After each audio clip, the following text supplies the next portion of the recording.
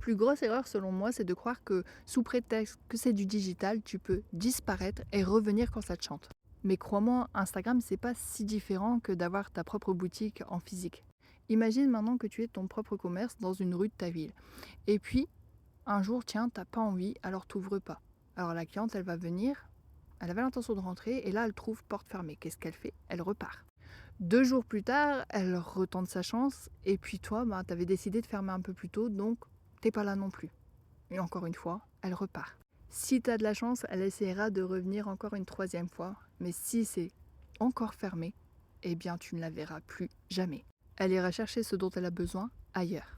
Sur Instagram, bah c'est pareil. Si tu disparais à la moindre difficulté, que tu fermes l'application, que tu n'es plus présente en story, qu'il ne se passe rien sur ton feed, les gens vont regarder une fois, 2 fois, 3 fois, et le jour où ils seront prêts à passer à l'action d'achat, ils achèteront chez la concurrente. Alors aujourd'hui, je te parle pas de finir en burn-out parce que tu dois gérer toute ta création de contenu, que tu veux te mettre la pression à publier plusieurs fois par jour si ça te correspond pas.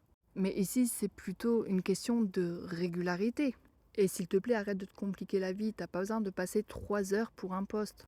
Il faut te faire confiance et être un peu plus spontané et sortir ce qui vraiment est en toi et ce qui vraiment va être utile à ta cliente sans passer par 4 chemins ou sans vouloir romancer ton contenu. Personnellement, aujourd'hui, je fais plus de vidéos. Pourquoi? Parce que c'est plus adapté à mon mode de vie. C'est plus facile pour moi de poser ma voix off sur des images que de passer 2 heures à essayer de réaliser un carrousel qui capte l'attention.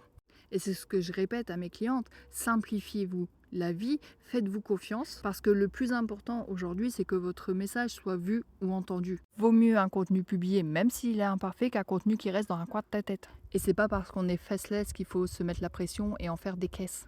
Mais bon, ça, je t'en parlerai tout bientôt, alors reste par ici.